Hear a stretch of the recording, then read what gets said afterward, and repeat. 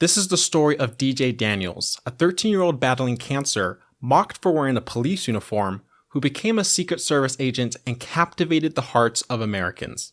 My name is Mike Luso with Trending Politics, and in this video, we will dive into DJ's unbelievable story, from his cancer diagnosis to his dream of becoming a police officer, bullied, and ultimately being able to meet the President of the United States. DJ was diagnosed in 2018 with an anaplastic ependymoma grade 3, a rare and aggressive form of brain and spinal cancer. There's no cure for his cancer. It's all the way down to his spine. This type of cancer originates in the central nervous system, leading to the development of malignant tumors that can affect both the brain and spinal cord. At the time of his diagnosis, doctors gave DJ a prognosis of just 5 months to live. Despite this, he has defied the odds and continues to battle the disease 6 years later. His treatment journey has been arduous, involving 13 brain surgeries, each of which have impacted his personality and physical abilities. DJ's initial hospitalization occurred after a sudden medical episode at home.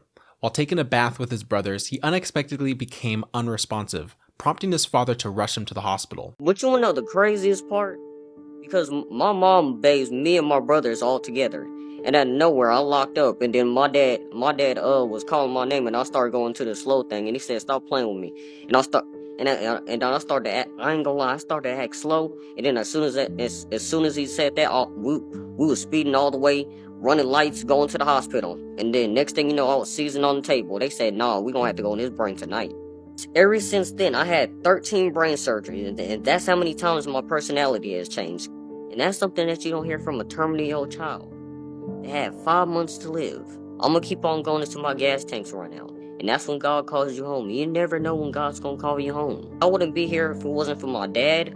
I know he's pretty proud of me, and I'm pretty proud of him too. And I'd like to thank President Trump, because if it wasn't for him, I wouldn't be here today. Upon arrival, DJ experienced seizures, leading medical professionals to perform emergency brain surgery that very night. This marked the beginning of his ongoing medical journey. Throughout his battle with cancer, DJ has remained remarkably resilient and positive. And DJ had just one dream: to grow up to become a police officer. So, we're going to be swearing in DJ today as a Chicago police officer. So, what I'd like you to do, if you want to go down and meet everybody, shake everybody's hand, and then when you come back through, then I'll swear you in right here. All right? In 2022, DJ and his dad set out on a mission. Their goal was to get DJ sworn in as an honorary officer at as many police departments as possible. And it didn't take long for their idea to go viral online. And for good reason. DJ's father says he fights for his life every day, but he does it with a smile. A young man want to be law enforcement at his age.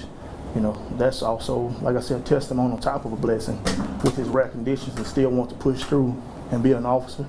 You know, I'm still kind of a little goosebump a little bit about it. Originally, the goal was a reasonable 100 law enforcement agencies. They reached that target within a month, but DJ had his sights on a new number. You see, DJ was inspired by a predecessor. Her name was Abigail Aria, a young girl from Freeport, Texas, who became widely known for her courageous battle against Wilms tumor, a rare form of a kidney cancer. In similar fashion, she had captured national attention in 2019, when she fulfilled her dream of becoming a police officer despite her terminal diagnosis. I promise to protect and serve. He loves me so much. I love him too. Aria and DJ shared the same dream, and she had been given the badge number 758 by police in her hometown. And in honor of Abigail, DJ surpassed 758 law enforcement agencies within the year. He began collecting badges from local police departments, sheriff's offices, and even federal agencies. DJ was also honored with the keys to the city from several towns across the country, and both the NYPD and the FBI swore him in as an honorary agent. But beyond the badges and ceremonies, this journey was about something bigger, raising awareness for childhood cancer while spreading hope and inspiration. And DJ, well, he proved that sometimes dreams come true in ways you'd never expect. So Chief Drake and I are good friends. We've worked together a long time. Like he said, we're all partners here. So I'm over the highway patrol. You've seen troopers around the state, I'm sure. Speaking of troopers, you're looking at one. Yes, sir. I bet you don't know what this means. I don't. What's it mean? License and registration, please. But unfortunately, not everyone would participate in making DJ's dream come true. In 2024, a video showing DJ being bullied while wearing his police uniform went viral across social media. While DJ's father had stepped away to talk to some other people, the video shows a group of young people viciously mocking him outside of a gas station in Houston. 12. Oh, baby, you can't arrest me. You too cocky. Let me show you on your phone. You about to go jail? What, jail? Bitch ass. What, jail? Bitch ass back for real. Sir.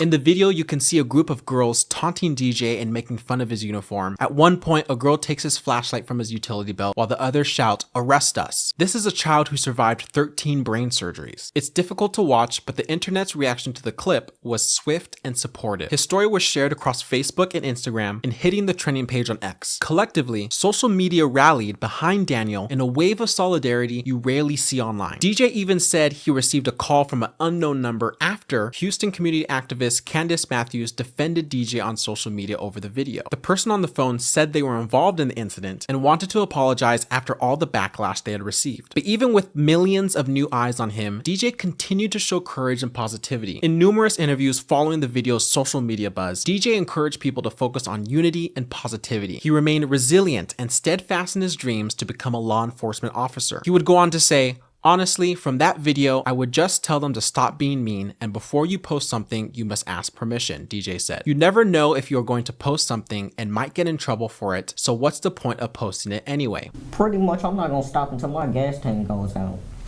and God calls me home. This outlook helped turn DJ into quite a local celebrity in Houston, where he became an important advocate for pediatric cancer awareness. And the flood of media attention that followed eventually caught the attention of President Donald Trump. On Tuesday, March 4th, 2025, DJ's story hit the national stage when he was honored by the president as an honorary Secret Service agent. During Trump's joint address to Congress, DJ was sworn in, giving him what he would call the greatest honor of all. DJ, we're going to do you the biggest honor of them all. I am asking our new Secret Service Director, Sean Curran, to officially make you an agent of the United States Secret Service.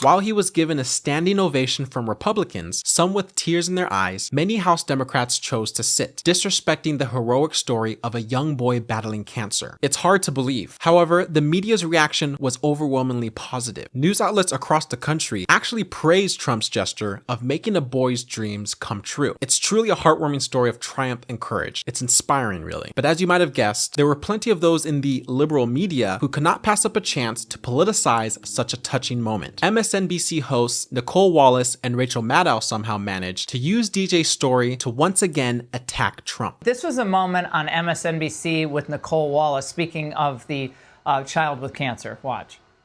The beauty of that child is the tragedy of the Trump presidency. He wants to be a cop. He knows what he wants to do. I hope he has a long life as a law enforcement officer.